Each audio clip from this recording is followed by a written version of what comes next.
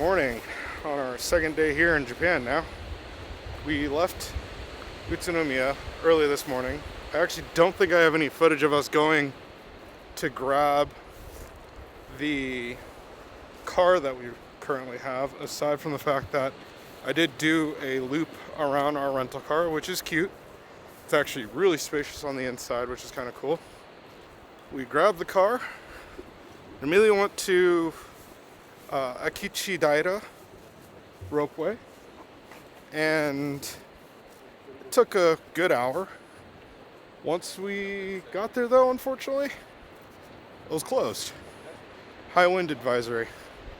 There's also tons and tons of snow everywhere. Actually, the mountains have tons of snow as well here. And I mean, it was snowing when we got there. Yeah, or I guess, yeah, it's snowing right now. So we are currently at Kegon Falls. We're walking up to the elevator to grab some tickets to go down. And yeah, I think we'll check back in a moment here. I mean, really, when we were at the ropeway platform, we walked up, saw the sign that it was closed, and then we're like, oh man. Because the worst part is there's a free parking lot that we didn't do and a paid parking lot that we did do. And so we paid for a parking lot that we didn't really actually use. And so took a look at where we could have gone before doing the 5-minute drive here to Kegon Falls. And so yeah, we'll check back in a minute when we actually see the falls and see what's up. All right.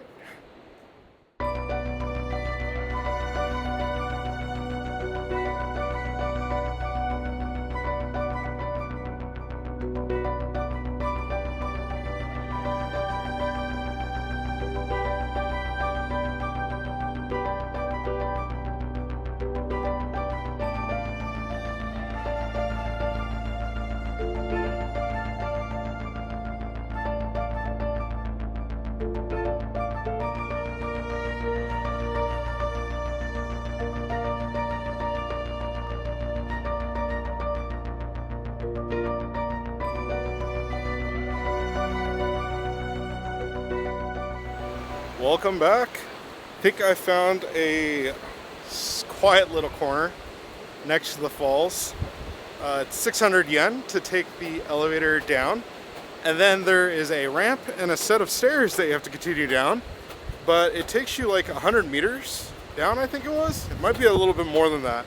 I do have footage of us coming down the elevator, which was kind of neat. It wasn't all that fast, admittedly, but this place is magical. Like, you get out, there are 3 platforms. It's actually really, really windy. So we're taking off right now. I just saw Lynn, that's why I'm walking this way. Yeah, it's pretty nuts. Like, the beauty of this place is fantastic.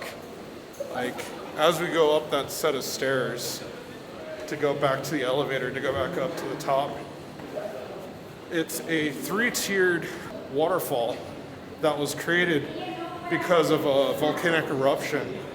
And right next to the waterfall, there's actually cliffs that have been eaten away at the base. So the top of the cliff actually hangs out more than the bottom of the cliff.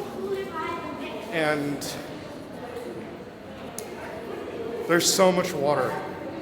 Another really random thing that I don't think I was able to capture was there was leaves, because of the way the wind is, leaves flow upwards rather than down.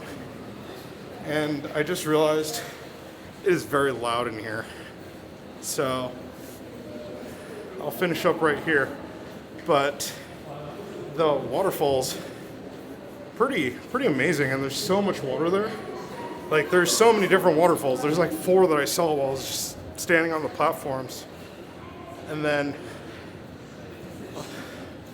oh man, I'm winded. Whew. But Lynn grabbed a souvenir, a magnet from Mom's fridge. And yeah, we're on our way to the next place. This is so cool. My phone does say that it's gonna rain in like an hour though, so I'm a little worried about that.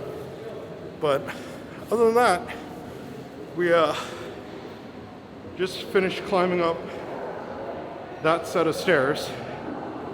And then this is the long hallway I was talking about. So we're gonna go ahead and finish up here, and we'll check back in when we get to the next area. Back in a sec. All right, and welcome. We are at the Ryuzu Cascades. Yeah, that's the famous lake here. Lynn's taking a look at the lake in the background. So it's a great view as we come down these stairs. But this is a free waterfall, and the falls are actually right next to me. But really pretty. And although they call them waterfalls in Japanese, and we use the term cascades in English, it really is a cascade. And I think that's probably why it's so pretty, is that there's all these levels of waterfalls as we go down. Also means there's a ton of stairs. But we pulled up at the little souvenir shop and restaurant at the base, walked through.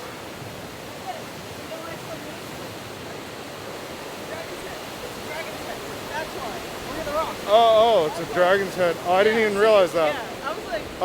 Oh, I see it, yeah. That's crazy. I'll have to film some B-roll in a second here of that, but there's a dragon's head right here in the water. It's very clear. But yeah, it's called the Dragon's Head Waterfalls, I guess, Ryuzu. And when we got here, like I was saying, we went through the souvenir shop and went and checked out the Cascades from where everybody looks at it, where the free parking lot is. And then I walked back to the parking lot down and noticed that there's a little bridge that got you even a better view of the Cascades.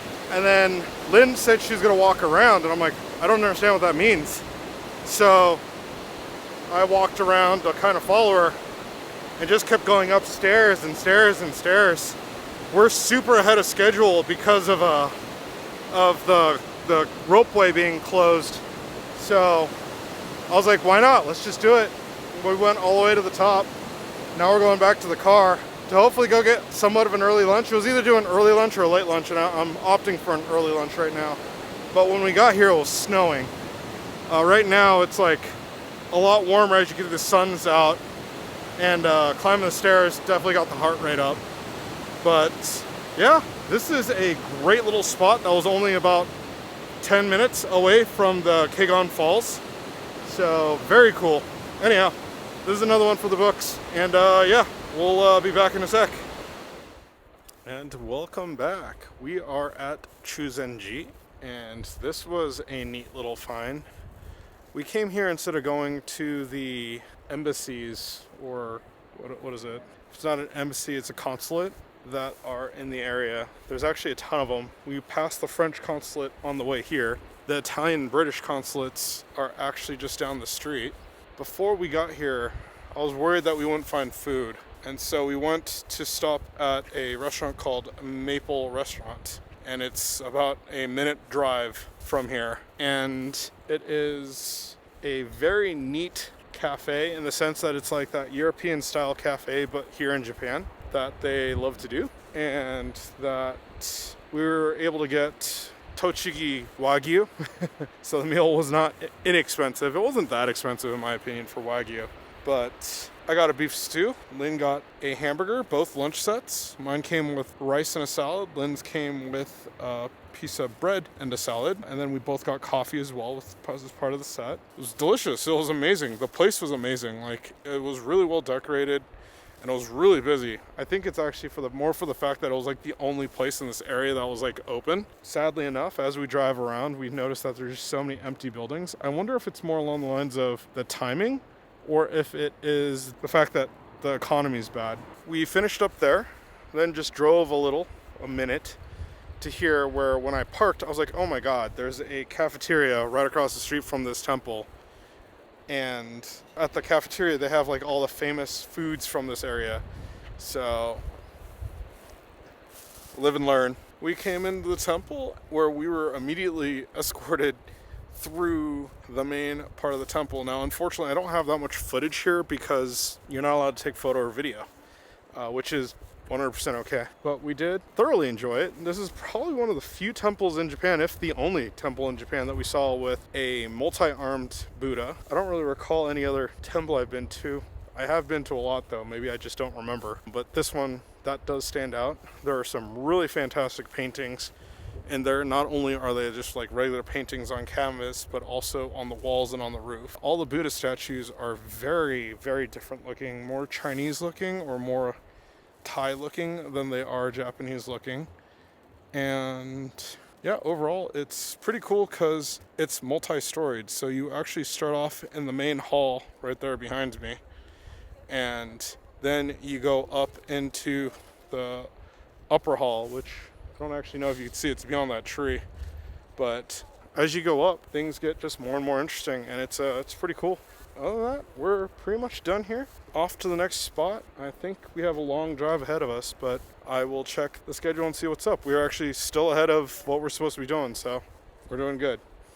Anyhow, we'll check back in a moment here. All right, and welcome back. We are at the Ashio Copper Museum after going to the... Where were we before this? The temple? Oh, the temple, yeah. Chozenji Temple. We drove, it was about a 30-minute drive, which is a lot faster than I thought we'd get here, to this copper mine, which about 40% of all of Japan's copper used to come from this mine. It's actually, there's still copper in there, but, oh, we're gonna get to see the train go behind me. But the museum's fantastic for almost 900 yen. That's it's pretty cool. You ride this train down from the top, and you go into a cave or a tunnel right there, I think. I can't actually see it.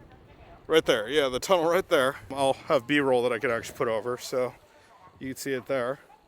Takes you all the way into the mine.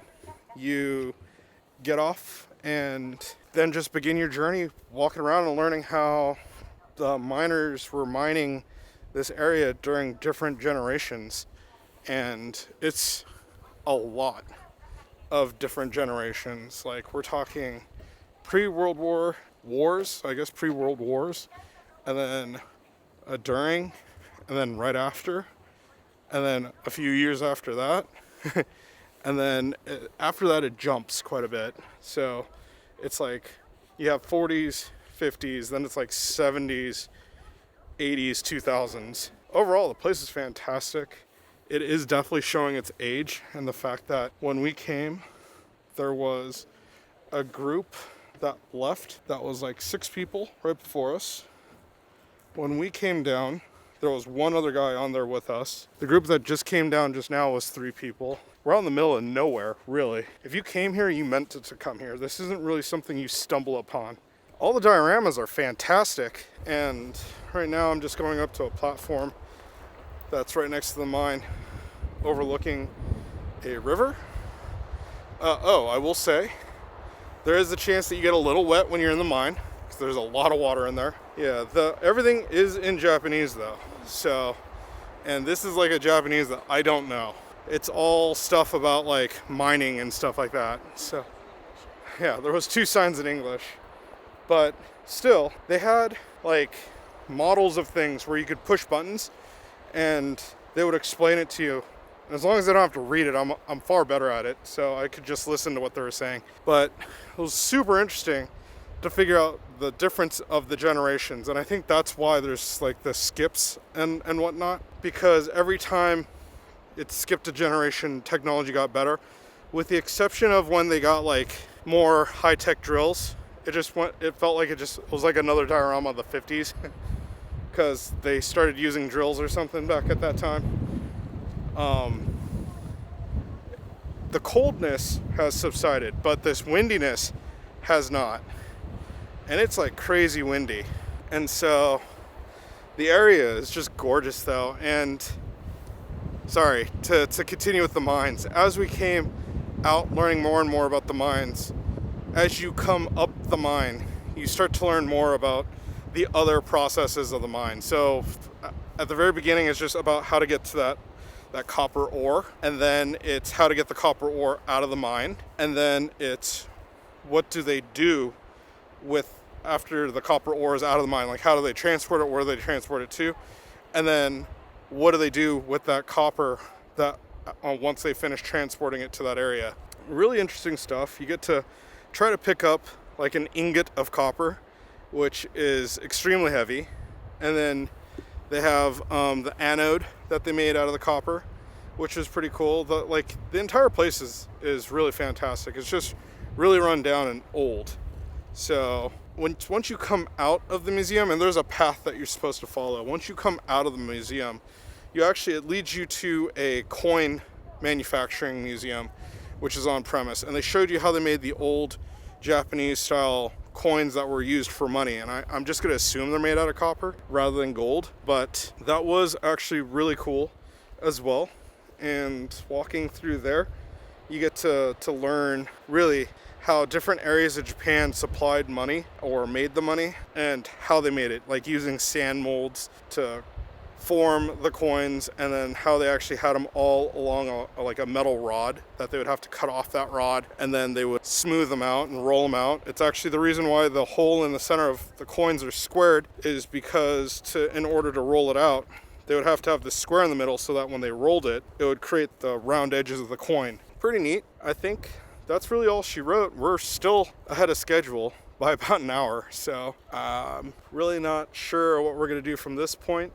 I think there's a coffee shop in the future. I am getting a bit peckish, so that'd be good. I have to say, the cherry blossoms and plum blossoms or whatnot really coming in.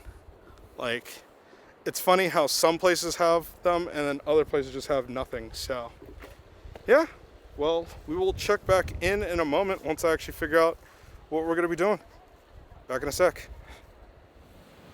And welcome back. From the Ashio copper mines, we went to Nikko Cafe, or Nikko Cafe, for Nikko coffee. And it was about a half an hour drive, not bad. The zigzags were just definitely not as much. And the thing was that we had to get there before 5 o'clock because that's when they closed.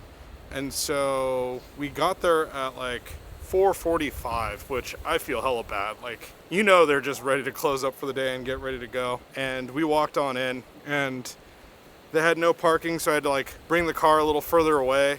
Just thinking about it, I didn't get any footage of the outside, the exterior of it. We'll have to go back real quick and get that. But what I did was I ended up dropping off Lynn, and she went in to get the orders set, and I went and parked the car. And so the car park was about 200, 300 meters away, and Lynn ordered a coffee, a cafe au lait, a caramel cafe au lait, as well as a tart and a chiffon cake, and it was absolutely amazing.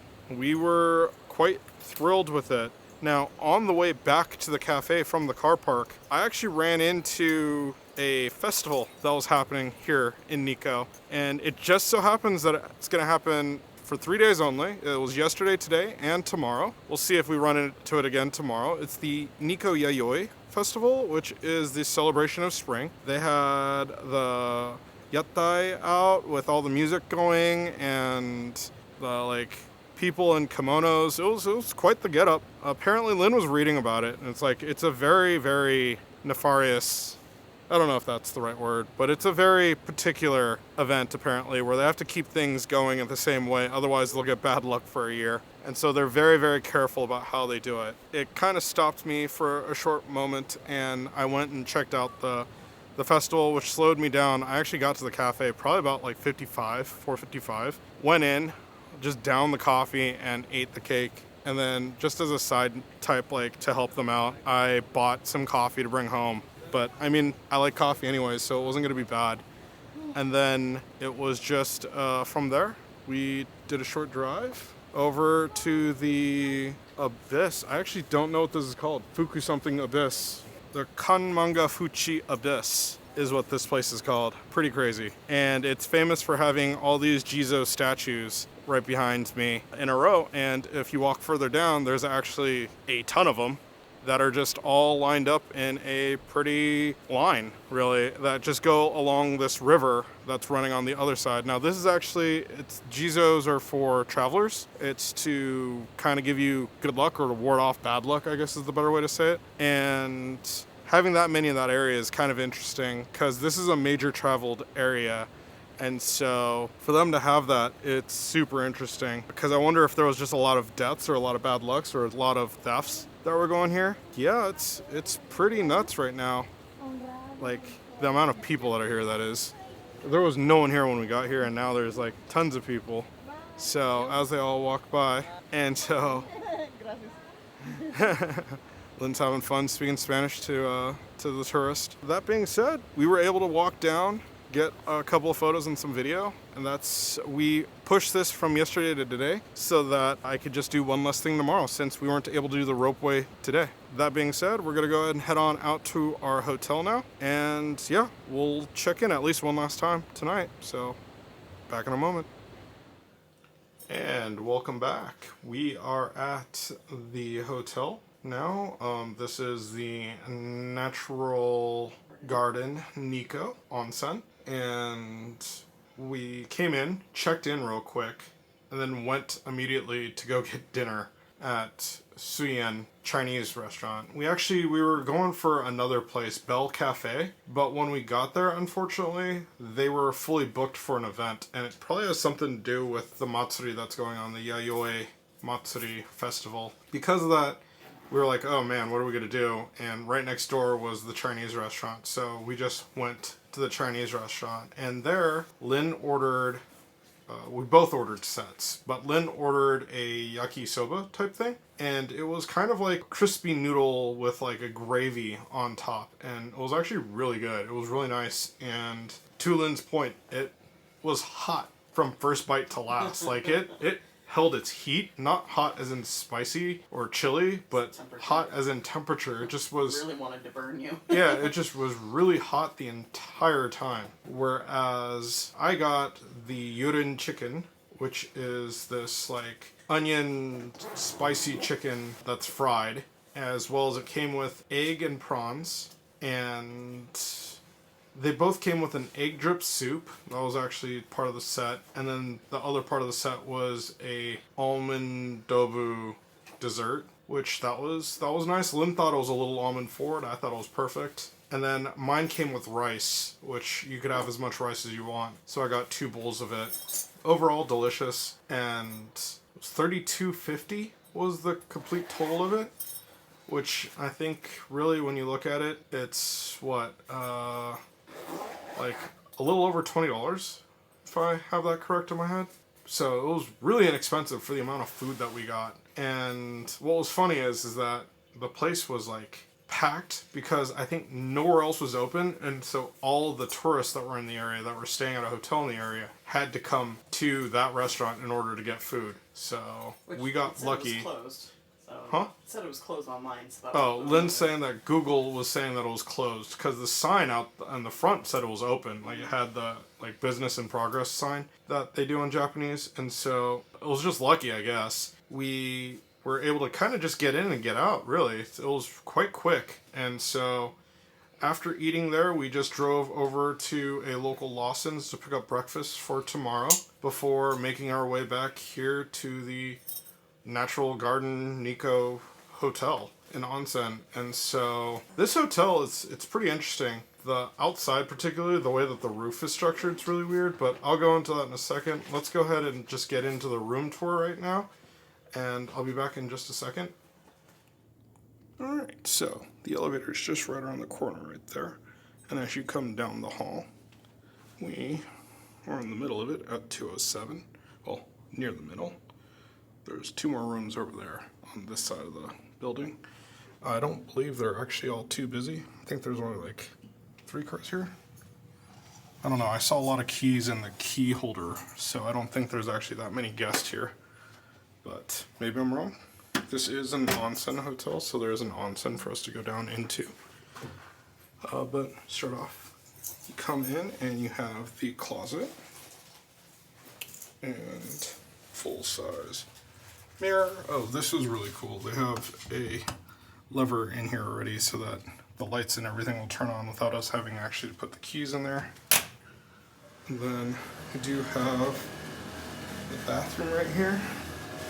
It's antiquated but cute. The sink right there, and then probably the newest thing in here is this toilet. And then the shower is actually really small.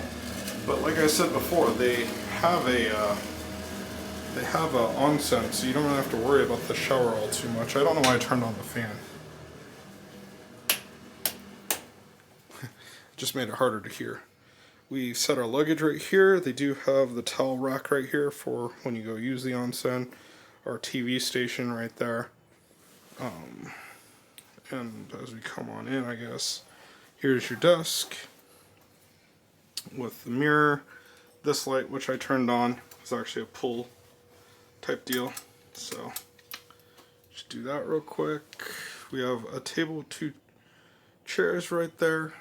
This room does have an AC, which is kind of nice. I already have turned on to kind of cool the room down. We have our 2 beds with the armoire, or whatever you call this nightstand in between with another light on it. There's a wardrobe, dude. Oh, is it? Yeah. Nightstand, yeah. There you go. And I made a mistake at our last hotel. This had AC, right? So I turned it on to high, thinking that it was going to be cool air coming out. This is actually a heater. So high, medium, below, or off, which it is right now. So that it's, yeah, it's not going to be hot in here. But yeah. Anyhow, that's pretty much the room tour. It's a really decently sized room. You'll notice these angles because of the weird roof that's on the outside. And if we look outside, you can actually see the roof right there. The way that it comes down around you. We have that little terrace, I don't know what to call it, right out front. And then you can't see it right now, but earlier you could actually see where we parked our car right over there. So, but that is the room. It's looking pretty good. Let's go ahead and get back to the other angle and finish off the night. And so, as you can see, the room is actually pretty spacious. Yeah, I would think it's spacious. It does have that weird corner, like I was saying before, because of the roof. I didn't mention it before, but the onsen does have a like open and close time, so we probably got to get hopping into it. It's only 8 o'clock, so it closes at 11, I believe. The outdoor onsen, that is. And so they have an indoor part and an outdoor, and I'd like to go try the outdoor because it's always nice to do the Rotenfuro, I believe is what they call it, the outdoor bath. And so that'll be pretty cool to try out. This hotel wasn't all that expensive, which was nice. It's fully paid for. I don't think I owe them anything. There was this really weird mix-up because they use a standard key when you come in and out. You have to hand the key to them when you're leaving. And so when we're going to go get dinner, like I was just saying, we had to hand them back the key after we checked in, threw our luggage here, went back downstairs, handed them the key. They they key. Like, they were kind of questioning, like, did I take it with me? I'm like, no. Like, the rule is to give it to you, so I gave it to you. And it ended up that one of the employees just misplaced it and put it into someone else's box. You know, there's the key box that they have at the front desk that shows all the keys. And so, like I was saying in the room tour, the hotel feels empty. It's either that or everybody is out doing something and all the keys are in the wall just waiting for someone to come pick it up. But when I was looking at it, the parking lot's empty and there was all those keys there. I think all the rooms are empty. So luckily, I believe the rooms next to us are all empty, so we won't be disturbing anyone, or anyone won't be disturbing us. Yeah, I would take footage of the onsen, but that's kind of frowned upon. And there definitely are other guests here. We already ran into an Aussie down on the first floor. It's all good, so I wouldn't want to catch anyone off guard. But I think really that's it for today. I mean, we did a lot, so I'm not too upset about anything. The only thing is that it did suck that the high wind advisory made it to where the ropeway wasn't available. That being it, I'm going to go ahead and close this video off, say goodnight, and I'm going to go into the onsen. So, see you tomorrow.